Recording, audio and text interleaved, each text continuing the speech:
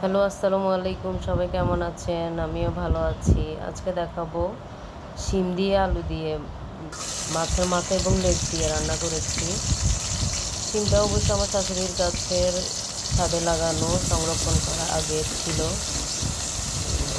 আজকে দেখাবো শিম রান্না করা। প্রথমে পেঁয়াজ কাঁচামরিচ দিয়ে দিলাম। এখন পেঁয়াজ রসুন একসাথে ব্লেন্ডার করা ওটাও দিয়ে দিলাম। এখন লবণ দিব পরিমাণ মতো। এখন মরিচ দিব, এটা হলুদ দিয়েছি, এরপরে মরিচ দিব। বেশি শিমের মধ্যে অবশ্য বেশি মশলা দেওয়া যায় না, একটু হলুদ মরিচ এবং পেঁয়াজ রসুন ব্লেন্ডারটা দিলেই অনেক মজা হয়। আসলে কি এক একজন এক একভাবে খেয়ে থাকে, বাট আমরা এইভাবেই খেয়ে থাকি। মশলাটা ভালো করে কষিয়ে নিব। কষিয়ে নেওয়ার পরে এখন পানি দিয়ে দিব।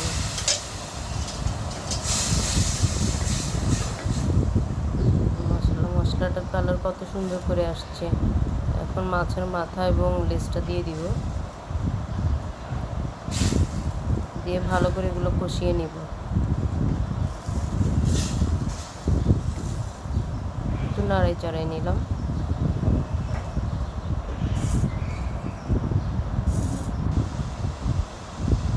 যে আমার মাছটা কষানো হয়ে গেল।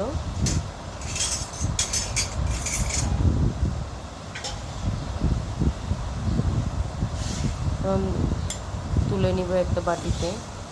তারপর শিম এবং আলুটা দিয়ে দিব।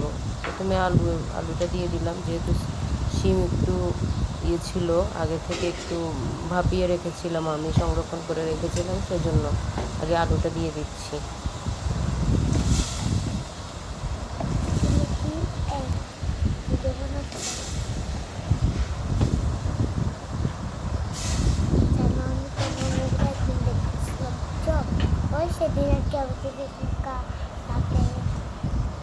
এখন শিমটা দিয়ে দিব। শিমটা দিয়ে ভালো করে কষিয়ে নিব।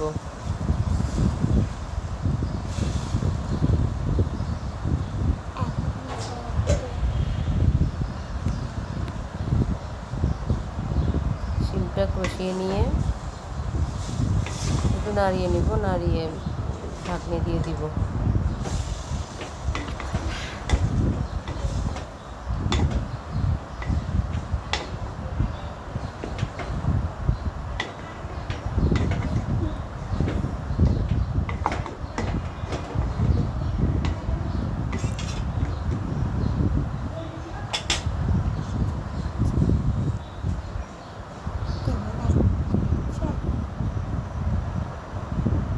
যে শিমটা কষানো শেষ আমার।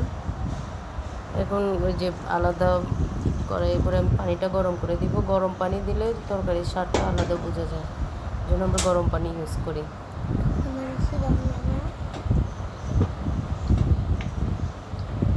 একটু ভালো করে নাড়িয়ে নিব, নাড়িয়ে একটু ঢাকনা দিয়ে দিব। ফাইনালি আমার শিমটা হয়ে গেল। দেখুন আমার শিমটার কালার কেমন আসছে, মাশাআল্লাহ।